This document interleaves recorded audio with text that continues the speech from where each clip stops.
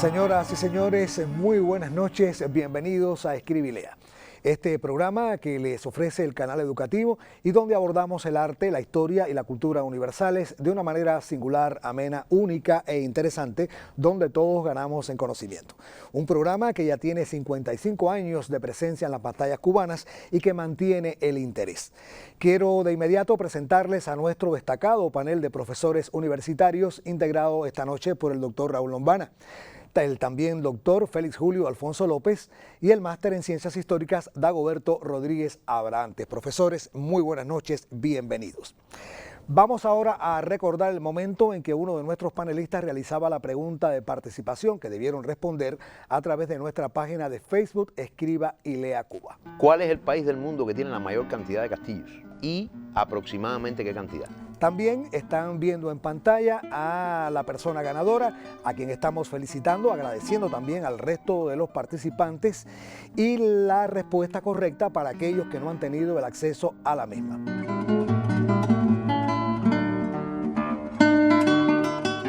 Profesores, entramos ya en materia de Escribe y Lea y este primer tema, como es habitual en nuestro programa, tiene una información previa para nuestros telespectadores que le pone en condición de participar también en su indagación. Ha sido remitido el tema por Eugenio Padrón Aguiar a través de redes sociales y es un lugar célebre que espera por ser determinado cuando inicia la ronda de preguntas el doctor Raúl Lombana. Sí, Ramón, buenas noches. Buenas noches. Un lugar célebre real. ¿Real? ¿Este lugar célebre está en la parte líquida del planeta? No. Es un lugar que tiene su celebridad o por las condiciones naturales o por la acción de la mano del hombre. Usted va a elegir. O sea, no están combinadas ambas, sino que es una de las dos la que está bien definida, que es en este caso es así. La que le da celebridad a este lugar. Este es un lugar hecho por la mano del hombre. Por la mano del hombre. Es un lugar que alcanza su celebridad en nuestra era. Sí. En algún momento posterior a la antigua. También. Posterior a la Edad Media. Sí. Posterior a la Revolución Francesa. No, en este caso no es posterior a la Revolución Francesa. Entonces es anterior a 1789. Correcto. Está en América. América. América Latina. Sí. En América insular. No. De alguna manera, este es un lugar que tiene construcciones. Así es. Y este lugar está en la América Latina continental. América Latina continental. En Sudamérica. Sí. Ramón, bueno, infiero que está entre que su construcción, podríamos decir, estaría bien decir su construcción para definir. Sí, sí. Lo tengo ubicado entre 1501 y 1789. Correcto. Su construcción. Su construcción. ¿Todavía existe, Ramón? Claro, por supuesto que sí. A ver, quizás ahora usted entienda por qué mi obsesión con la fecha, ¿no? Yo puedo excluir, si se trata de una construcción, de un edificio, de una ciudad, porque puede ser cualquier cosa de esa, yo puedo excluir todo lo que tiene que ver con la cultura, con las culturas precolombinas. O sea, que haya sido construido estrictamente en la época precolombina. Puede hacerlo, claro. O sea, aquí está la mano española. Sí. O, bueno, ya voy excluyendo Brasil entonces. Ajá. Porque me dijo española. O sea, no es la mano portuguesa, es la mano española. Muy inteligente de su parte. No lo intenté, pero salió y está bien. Ramón, usted me dice que este lugar todavía existe. Sí, sí. La razón a la que debe su celebridad es una razón de índole, asumo, o histórica o cultural, o ambas. Tiene una combinación de ambas. Lo cultural está muy acentuado. Muy acentuado. Muy enmarcado en la época colonial. Ajá. Hay arte ahí, hay una buena construcción, una buena elaboración. Sí, hay una buena elaboración. Aunque mínimo, su celebridad no se debe justamente a eso. Como mínimo es fuerte. Sí, sí, sí. Ha resistido el paso del tiempo. O sea, yo le voy a preguntar más concretamente, ¿o es una institución muy concreta o es una ciudad? O sea, un conjunto de... Usted me va a indicar cuál es la categoría que usted define. Está ubicada en un lugar de lo que llamamos hoy un país andino. Un país andino. O sea, estaríamos hablando de Colombia, Perú. Uno de ellos. Tiene una función, o tuvo una función histórico-cultural concreta. Sí. Es una institución que en su momento tuvo o tiene, ¿no? Algún tipo de implicación o religiosa o educativa. En una época tuvo las dos actividades. O sea que si se tratara de un monasterio o de alguna institución religiosa, alguna vez por lo menos fue escuela. Ya lo creo. La palabra escuela no es absurda para No es pensar absurda, en no, este. no lo es. Puede estar haber sido fundado antes del 18, o sea, en el 16 o el 17. Ya existía en ese 18, ya existía. O sea, no es el 18 el siglo en el que se creó, No. ya existía. No, para nada.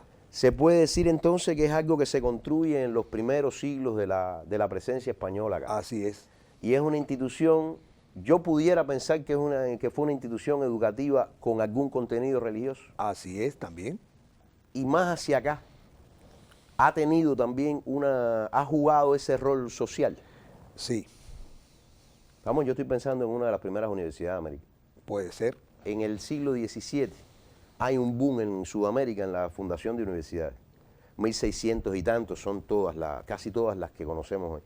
Pero hay 2 o 3 que son las primeras que están en el siglo XVI, o sea, en el 1500 y tantos.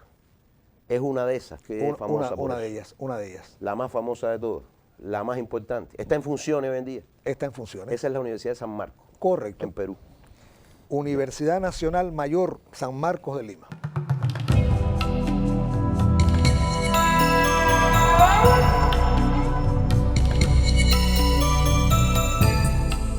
Además de que fue la primera y fue creada por Real Cédula, o sea, con una intención, es verdad lo que usted dice, tiene mucha razón. Esta universidad cuando se fundó parecía un monasterio y era un colegio religioso, pero es que han pasado muchos siglos y eso no fue lo único que pasó ahí. Esa universidad no solo, Ramón, existe todavía, sino que nunca, se me parece al caso de Bolonia, que una vez lo tuvimos aquí en Europa, Ajá. nunca ha detenido sus funciones, que yo recuerde, educativas, pero además, hasta donde recuerdo, es líder todavía en el concurso académico de las universidades sudamericanas. Y en Perú es líder, el líder absoluto. Ahí estudiaron una cantidad incluso de presidentes peruanos. Creo que hay un premio Nobel también por ahí, o no sé si, bueno, sí uno, evidentemente. Y hay muchos héroes de la independencia peruana y de otros lugares que estudiaron ahí. Eso es una universidad que incluso tuvo la valentía, que una vez se buscó un problema por concederle, el sector conservador le dio un título, si no es honoris causa, es lo que en el momento equivalía a lo que hoy llamamos honoris causa a Bolívar, ¿no? Porque Bolívar tiene un título de ahí de San Marcos. Y lo otro que es muy importante es que a pesar de haber sido muy conservadora en sus inicios, incluso religiosa, ellos por lo menos hoy celebran mucho el hecho de que bien entrado ya el siglo, no fue en los primeros momentos, fue la primera universidad que le dio entrada a las cátedras para el estudio de las lenguas indígenas y muy enfáticamente el quechua. O sea que desde el punto de vista cultural ha jugado un papel tremendo. Y bueno, creo que le dicen la decana de América. Sí, o sí. algo así. Da la casualidad que la otra primera que se fundó creo que es Santo Tomás de Aquino, que es en Colombia, por eso le dije que estaba confundido entre las dos. Pero bueno, me alegro mucho que sea esta. Exactamente, profesor Félix Julio. Pues yo quería añadir algo que tiene que ver con esto último que decía el profesor Lombana. Hay una discusión, y esto tuve que estudiarlo en la época en que dirigí el Colegio Universitario de San Jerónimo, porque son las universidades dominicas en América las primeras que fundan este tipo de centros de educación superior. Y hay una discusión entre la Universidad Actual Autónoma de Santo Domingo, que se considera primada de América, y la Universidad Nacional Mayor de San Marcos de Lima, que se considera decana de América. Claro, la diferencia está en que la Universidad de Santo Domingo nunca tuvo la cédula real que la autorizaba a funcionar. Las universidades tenían que funcionar con 2 autorizaciones, real y papal. Y papal, sí. Tenían que tener una cédula real y tenían que tener una bula papal. En el caso de La Habana, la cédula real llegó primero en 1721 y la bula papal llegó después en 1728. Por eso es que La Habana funciona a partir de 1728. En el caso de Santo Domingo no llegaron esas autorizaciones y la universidad tuvo una vida irregular, pero en el caso de San Marcos sí hay todas las autorizaciones y por eso es que se considera que en realidad es la universidad más antigua en activo del continente americano. Estamos felicitando al doctor Lombana y agradeciendo también al doctor Félix Julio por su intervención, al panel en general por haber determinado este lugar.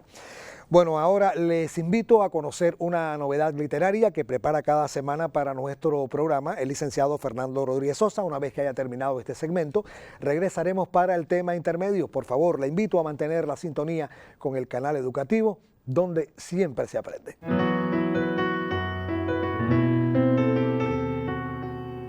Buenas noches. Martí el poeta y don Fernando el antropólogo se dan la mano en un tiempo que une la poesía con la ciencia, que es casi la misma cosa, o al menos las dos aspiraciones más altas del conocimiento humano. Así presenta el poeta, narrador e ensayista antropólogo Miguel Barnet, presidente de la Fundación Fernando Ortiz, el libro que hoy les comento.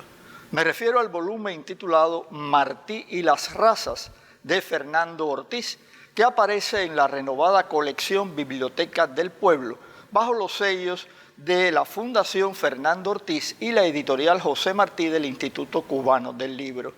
Se trata de la conferencia leída el 9 de julio de 1941 en el Palacio Municipal de La Habana, en un ciclo en homenaje al más universal de los cubanos, organizado por la Sociedad Cubana de Estudios Históricos e Internacionales.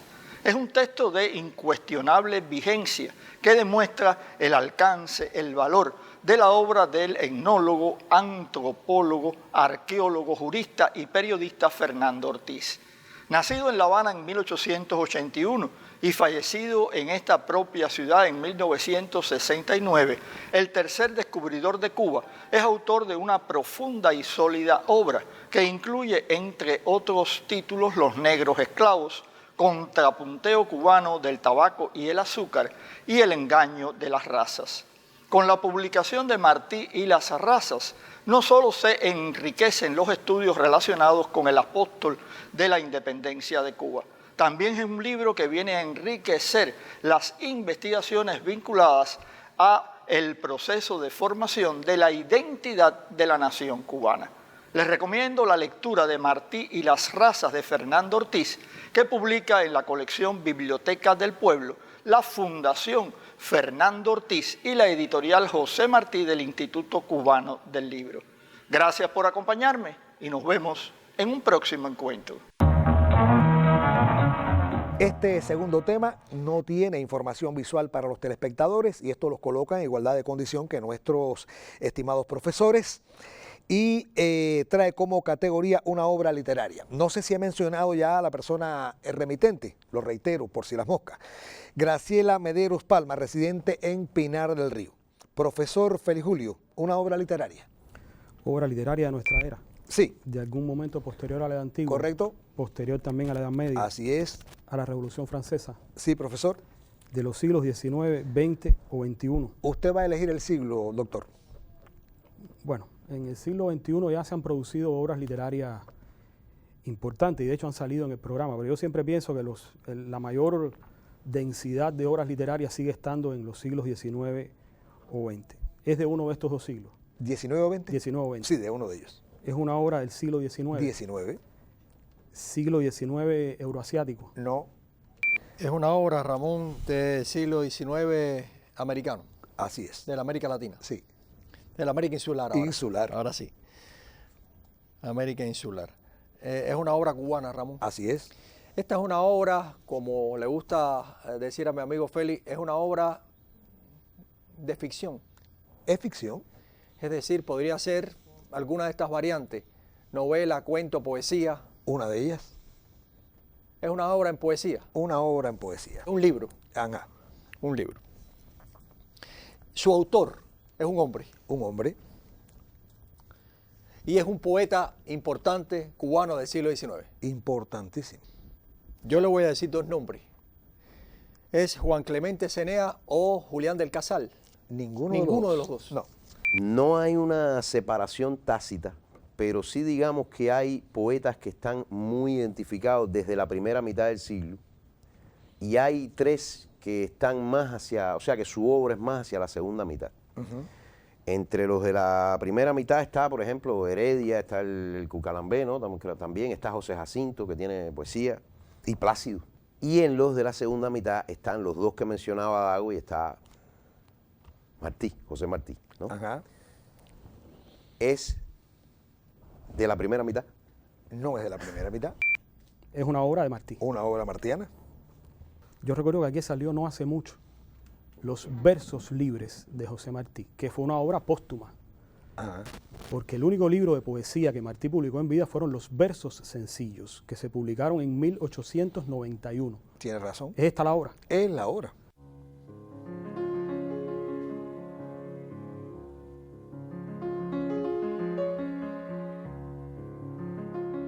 Esta es la obra por la cual Martí es más conocido popularmente, no en Cuba, en el mundo entero, a partir de que esos versos se musicalizaron y se divulgaron internacionalmente.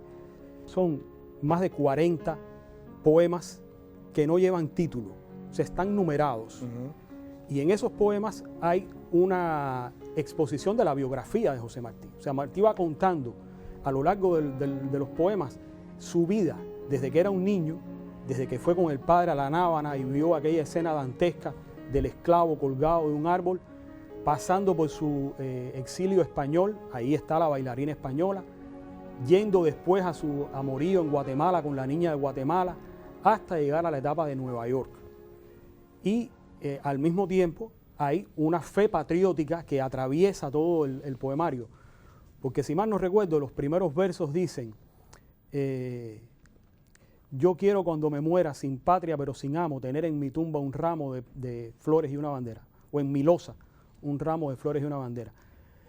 Y después dice: no me pongan en lo oscuro a morir como un traidor, yo soy bueno y como bueno moriré de cara al sol. O sea, está prefigurando ya lo que será su vida y su muerte al frente de la guerra de independencia de Cuba. Entonces es un conjunto de poemas preciosos, repito, autobiográficos y con una musicalidad interior. Y una síntesis. Y una síntesis, que es lo que ha permitido después que muchos músicos e intérpretes hayan podido musicalizar esos versos, como Amaury Pérez, Pablo Milanés y Sara otros. González. Sara también, claro. Sí, doctor Lombard. Es una obra claramente modernista. Hay gente que le gusta pensar que es romántica, pero todos los elementos del modernismo están en los versos sencillos. Lo que pasa es que Martí, que rompe con todo, y también en la literatura, no practica el individualismo típico del modernismo, sino que es un modernismo universalista. Y yo creo que aquí es donde está el universalismo que después se expresará políticamente o antes, tan claro en esa frase de que patria es humanidad, pero que en la poesía lo expresa magistralmente. No voy a poner un ejemplo porque creo que mi amigo Félix, los dos que puso son representativos típicamente de esto. Es magistral. Exactamente. Bueno, pues estamos felicitando a nuestro panel, especialmente al doctor Félix Julio, por haber determinado esta obra literaria de José Martí, Versos Sencillos, del año 1891. Rápidamente vamos a nuestro momento musical y regresaremos para el último tema de la noche. Por favor, no lo pierda. Recuerde que Escribilea tiene por objetivo abordar estos temas históricos, artísticos y culturales para el conocimiento de todos.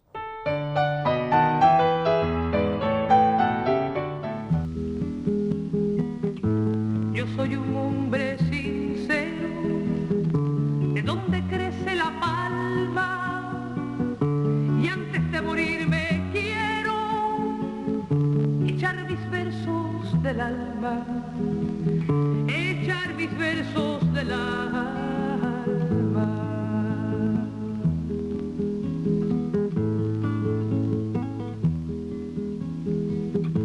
Yo vengo de todas partes y hacia todas partes voy. Arte soy entre las artes, en los montes, montes soy, en los montes, montes soy.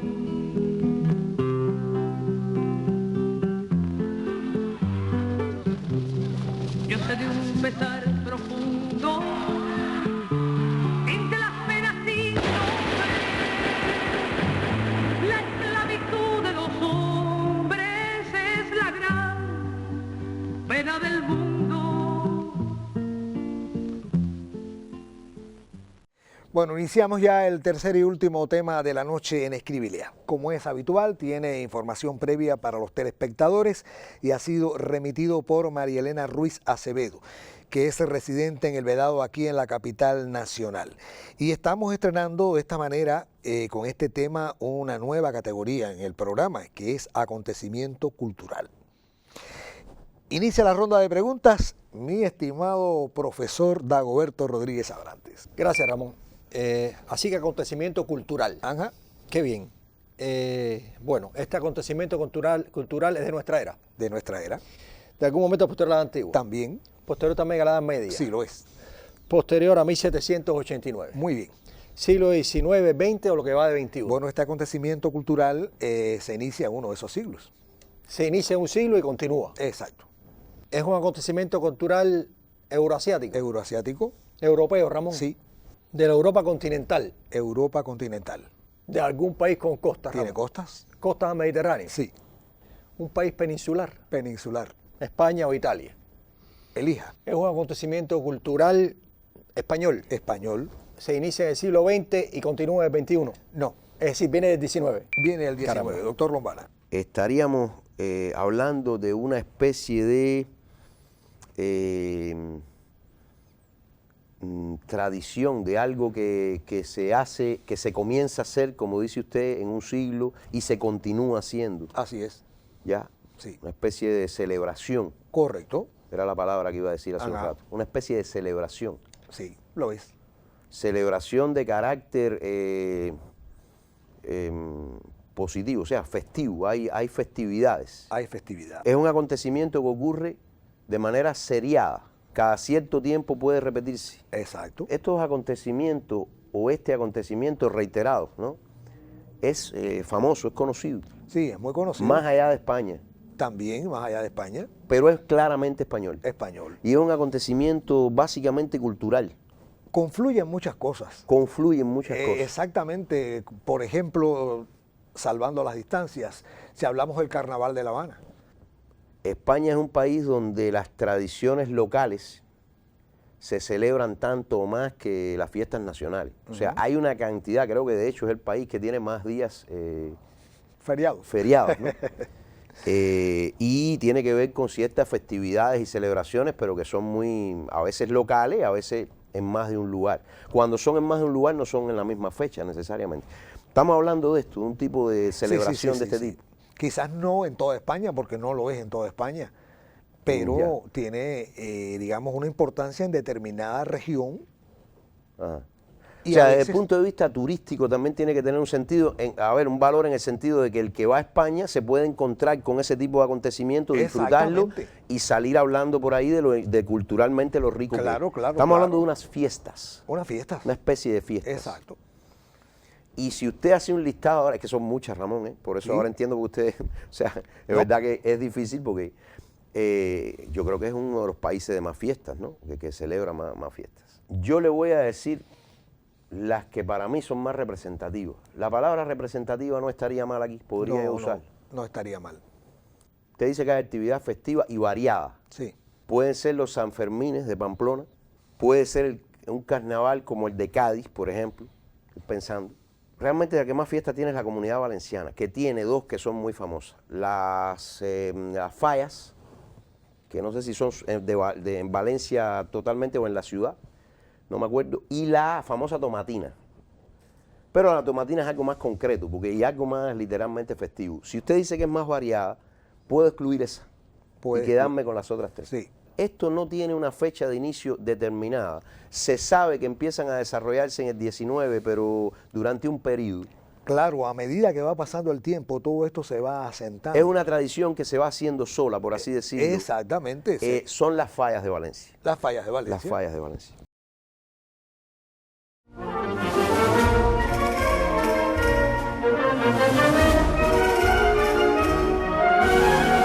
Las fallas de Valencia, falla quiere decir antorcha. Sí. Y es una de las pocas fiestas que tiene su origen en el siglo XIX. Algunas lo tienen antes y la mayoría son fiestas con una tradición religiosa muy antigua, pero con un tipo de connotación en lo que es la celebración, los premios y los concursos que se hacen, muy de los siglos XX o XXI, ¿no? Es una combinación.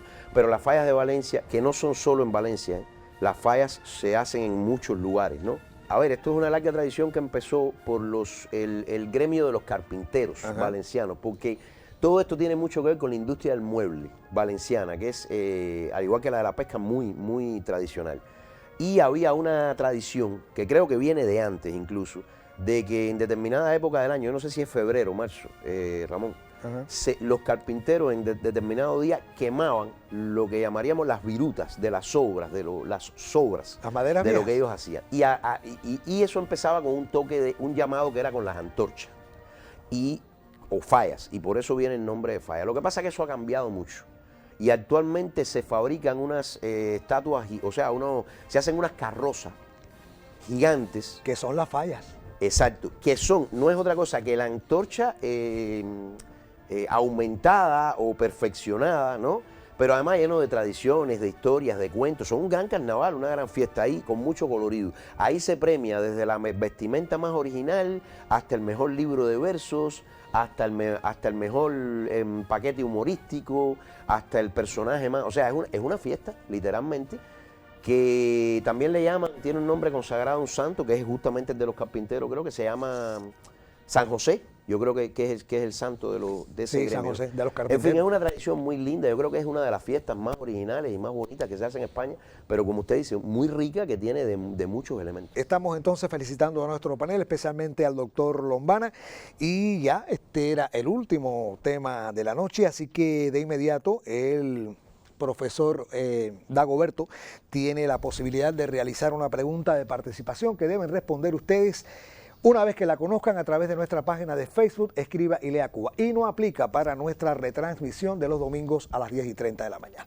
Profesor. Gracias, Ramón. Bueno, yo quisiera que es una pregunta sobre un lugar célebre. Que nuestros televidentes precisen, digan cuál es la mezquita más grande del mundo y qué capacidad total de personas tiene este lugar. Vamos a reiterarlo. ¿Cuál es la mezquita más grande del mundo y qué capacidad tiene? Bueno, pues ahí tienen la interrogante. Quien conozca la respuesta, pues de inmediato la remite a través de nuestra página de Facebook, y la próxima semana daremos a conocer tanto la respuesta correcta para las personas que no lo sepan como la persona ganadora. Estamos poniendo el punto final a nuestro Escribe y Lea de esta noche. Recuerden que el próximo miércoles estaremos nuevamente a través del canal educativo con esta incursión en el arte, la historia y la cultura universales, donde todos ganamos en conocimiento. Profesores, una buena semana también para mi equipo y para usted. Gracias por su mirada.